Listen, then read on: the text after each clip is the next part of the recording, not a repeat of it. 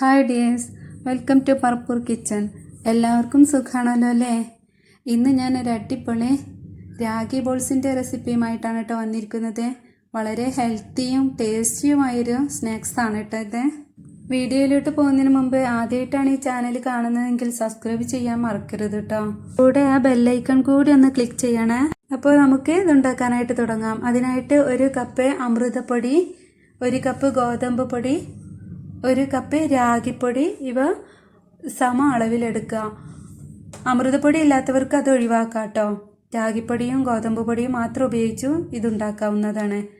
എന്നിട്ടത് നല്ലോണം ഒന്ന് ചൂടാക്കിയെടുക്കുക. എന്നിട്ട് 1 കപ്പ് തേങ്ങ അതിലേക്ക് ചേർത്ത് കൊടുക്കുക. 1.5 കപ്പ് 2 കപ്പൊക്കെ ചേർത്ത് കൊടുക്കുക. തേങ്ങ കൂടുതൽ ചേർത്താൽ നല്ല ടേസ്റ്റ് ഉണ്ടായിരിക്കും. അത് നല്ലോണം ഈ പൊടിയിൽ കിടന്ന് പൊടിയും തേങ്ങയും കൂടി നല്ലോണം വറവാക്കുക. നല്ലൊരു സ്മെല്ല് വരും കേട്ടോ. അപ്പോൾ അതിന് ശേഷം നമുക്കതിലേക്ക് കുറച്ച് കടലയും അണ്ടിപ്പരിപ്പും കൂടി ചേർത്ത് കൊടുക്കാം. ഇത് വറുത്ത കടല ആയതാണ് കേട്ടോ. വറുക്കാത്ത കടലയാണെങ്കിൽ വറുത്തതിന് ശേഷം അതിലേക്ക് ചേർത്ത് കൊടുക്കുക. എന്നിട്ട് ഒന്ന് ജസ്റ്റ് ചൂടാക്കി എടുക്കുക.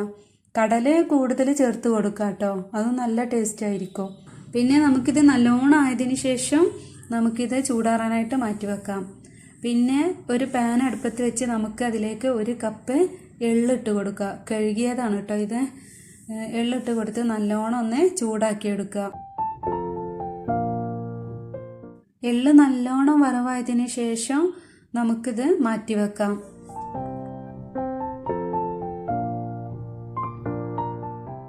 ഇനി നമുക്ക് നമ്മുടെ പൊടിയുടെ മിക്സില്ലേ, അത് മിക്സിയിൽ ഇട്ടിട്ട് നല്ലോണം ഒന്ന് പൊടിച്ചെടുക്കാം. കുറേശ്ശെ ആയിട്ട് എല്ലാതും പൊടിച്ച് കഴിഞ്ഞതിന് ശേഷം നമുക്കതിലേക്ക് എള്ളിട്ട് കൊടുക്കാം. എള്ള് കൂടെ പൊടിക്കേണ്ടതില്ല കേട്ടോ. എള്ള് ഇങ്ങനെ ഇതിലേക്ക് ഡയറക്റ്റായിട്ട് ഇട്ട് കൊടുക്കുമ്പോൾ കടിക്കുമ്പോൾ നല്ലൊരു ടേസ്റ്റ് ആയിരിക്കും. പിന്നെ നമുക്കിതിലേക്ക് കുറച്ച് ക്യാരറ്റ് പുഴുങ്ങിയത് മിക്സിയിൽ അടിച്ച് ചേർത്ത് കൊടുക്കാം. ക്യാരറ്റിന് ഇത്ര അളവ് എന്നൊന്നുമില്ല, കൂടുതൽ ചേർക്കണമെങ്കിൽ കൂടുതൽ ചേർക്കാം. ഇത് ഏതായാലും കുട്ടികൾക്ക് പച്ചക്കറി കഴിക്കാൻ ഭയങ്കര മടിയായിരിക്കുമല്ലോ. അപ്പോൾ ഇതിലൂടെ ഇങ്ങനെ ബോൾസാക്കി കഴിക്കുമ്പോൾ അവരറിയുകയില്ല. പിന്നെ നമുക്ക് ഇതിലേക്ക് വേണ്ടത് ശർക്കരപ്പാനിയാണ്. അതിന് വേണ്ടി ഒരു 3 ശർക്കരയാണ് കേട്ടോ ഞാനിവിടെ ഒഴിക്കുന്നത്. ഇതിലേക്ക് ഒഴിച്ചു കൊടുത്ത് നമുക്കിത് ഒന്ന് കുഴച്ച് നല്ലോണം ഒന്ന് മിക്സ് ചെയ്തെടുക്കാം. ഇത് നല്ലോണം ഒന്ന് മിക്സ് ആയതിനു ശേഷം ഈ ശർക്കരപ്പാനി അത് ഒരു ബോളാക്കാൻ പറ്റുന്ന ഒരു രീതിയിൽ ശർക്കരപ്പാനി ഒഴിച്ചു കൊടുക്കുക കേട്ടോ. എന്നിട്ട് നമ്മുടെ കൈ കൊണ്ടൊന്നിങ്ങനെ ഉരുട്ടി നോക്കുക. അപ്പോൾ ബോളാവുന്നുണ്ടെങ്കിൽ അതാണ് അതിൻ്റെ പാകം. ഇപ്പോൾ നമ്മുടെ അടിപൊളി രാഗി ബോൾസ് റെഡി ആയിട്ടോ.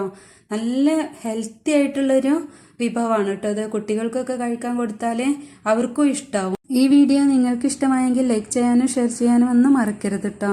അടുത്തൊരു വീഡിയോയുമായി വരും വരെ എല്ലാവർക്കും ബൈ.